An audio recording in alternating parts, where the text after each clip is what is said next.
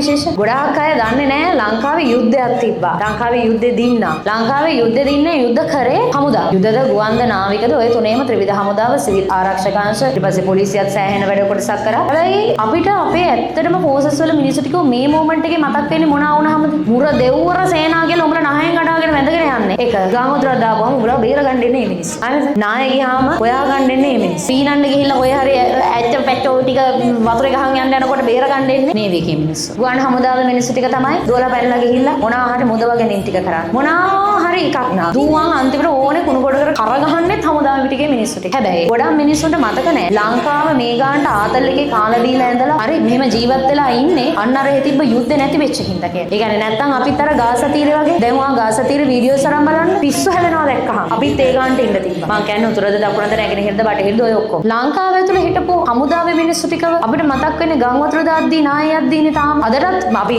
රාගම හරහා ඉස්කෝලේ ගියේ. පුරුතාපර කලවුරු තියෙනවා. ඒවැ අදටත් ඇවිදින්න බැරි මේ පණ ගැහෙන විතරක් මලමිනී වගේ ඉන්න මිනිස්සු යුද්ධ කරලා. ඉස්සර අපි ගණේමුලේ ආමි කැම්ප් එකේ ඉස්සරහින් යන්නේ. ඔගේ අද දින ඉස්සරහ යුද්ධ ස්මාරකය. අපේ හමුදා සෙබළුම සිහි වෙන්න මැරිච්ච අයව ඒ හමුදා කඳවුරේ හිටපු මැරිච්ච කට්ටියගේ නම් ගම ලියලා දාලා තියෙනවා. හරිද? සමහර විට ඔයාලගේ වයස් වල ළමයි ඉන්නවා. ළමයා තාත්තව දැකලා නැහැ. ඉපදෙනකොට තාත්තා මැරිලා. අම්මගේ බඩේ බබා ඉන්නකොට තාත්තා මැරිලා. ඒ 2009 යුද්ධය අන්තිම වෙනකොට මැරුණා ලංකාවේ කොල්ල භාගයට භාගයක්. ඔයා දන්නවා ලංකාවේ ජනසංඛ්‍යාව ගෑනු අයගේ ප්‍රමාණයට සාපේක්ෂව පිරිමෑ ප්‍රමාණය අඩුයි ලංකාවේ. ඔයා දන්නවද ඕක වෙන්න පටන් ගත්ත පළවෙනි තැන හමුදාවේ කොල්ලෝ ටික මැරුණා. ඒ කියන්නේ සල්ලි දීලා යුද්ධ කරන්න බෑනේ. දැන් මම ඔයාලට දෙනවා රුපියල් ලක්ෂ 10ක්. ගේ යුද්ධ කළා වරේ එනවද? නැහැ. මිනිස්සුන්ට කියන්න පුළුවන් යුද්ධ කරන්න ගිය පඩි දෙන හින්දානේ හමුදාවට කියලා නෑ පුතා. ලංකාවේ ඇතුලේ ඒ ලංකාවේ හිටපු මිනිස්සු ටික යුද්ධ කරේ. උන්ට ලංකාවට ආදරේ. උන් ලංකාවට ආදරේ. සමහරවිට අපි යුද්ධ කාලේ මැරිලා ආපහු ඉපදිච්ච ඒවා වෙන්නද? මොකද අපි 1990 ගණන් වල උන්නේ. සමහරවිට 80 ගණන් වල යුද්ධ වලින් මැරිලා ඉපදිච්ච ඒවා වෙන්නද? මන් දන්නේ නැහැ. හැබැයි එක තැනකදී හරි කොහෙදි හරි නිකමට හරි මෙයි 18ට ඇහුවොත් උපන්දිනේ තරම්ම මතක තියාගන්න. ලංකාවේ හමුදාවල් වල කොල්ලෝ ටික එකට එකතු වෙලා. උන් ටික ලංකාවේ ත්‍රස්තවාදයේ මැඩපවත්තලා. හරිද?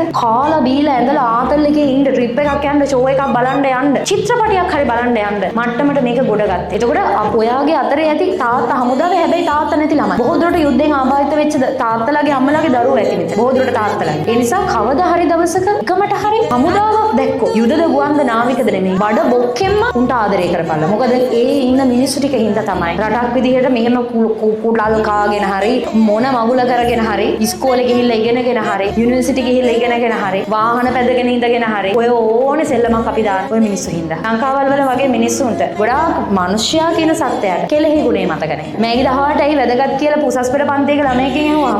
මෙහෙමයි බලනවා. මතක තියාගන්න. අවුරුදු 30කට වගේ ආසන කාලයක් තිබ්බ යුද්ධ නැති වෙච්ච දවස්. මේකේ 18 මතක් කරලා පහනක් තියෙනකොට ඒ මැරිච්ච හැම සෙබළෙක් එක ත්‍රස්තවාදීක් වේවා කමන්නේ. සෝකේ අපි සියලු සත්‍යයන්ට ලව්. අර හැම යුද්ධ නිසා මැරිච්ච මිනිස්සෙක්ටම සංසාරේ කවදාවත් ආයි යුද්ධෙ හින්දා මැරෙන්න වෙන්න එපා කියලා ප්‍රාර්ථනා කරා. යුද්ධය ඒ තරම් බරපතලයි. ඉතිහාස කවදාවත් අමතක කරන්න එපා. නිදහස වෙච්ච දවසේ 1948 අම්මට සිරි අපි නිදහස් වුණා කියලා අපි සමරනවා වගේ. අන්න එදා දවස් කවද්ද 2009 මැයි 18 අමතක කරන්න එපා. අමතකම කරන්න එපා. ඔය ඉතිහාසෙ ජීවත් වෙනකන් අමතක කරන්න එපා. මැයි 18 කොල්ලෝ මැරිලා ලංකාවේ ජනගහනය පිරිමි ජනගහනය අඩු වෙන්න මෙයා වෙලා යුද්ධ දිනපු දවස්. ලෝක එක රටක්වත් මේ වගේ කරේ නැහැනේ. අපි තමයි කරේ. අපේ රටේ හමුදාවල් වල මිනිස්සු ටික තමයි කරේ. දවස මතක තියාගන්න. එදාට පහනක් තියෙනකොට අල්ලියට යනකොට කතලික් ළමෙක් නා වාගේ ආගමික වතාවත් වල නිරත වෙනකොට මතක් කරලා මැරිච්ච කට්ටියව මතක් කරලා පින් දීපල්ලා. උඹලා මැරිච්ච හින්දා උඹලා මෙහෙම ආබාධිත වෙලා මෙහෙම කරගත්තු හින්දායි අපි මෙහෙම. තමයි අපිත් යුද්ධෙට ගිහින් ඉන්නේ. ඒ නිසා පරිස්සමෙන් මතක තියාගන්න දවසක් මැයි 18. හරි? අමතක නොකරම තියෙන්න ඕනේ දවසක්. මොකද ලංකාවේ මිනිස්සුන්ට ඕක මතක තියාගන්න මැයි 18. පහනක් තියද්දි හරි මතක් කරන්න ඕනේ දවස්.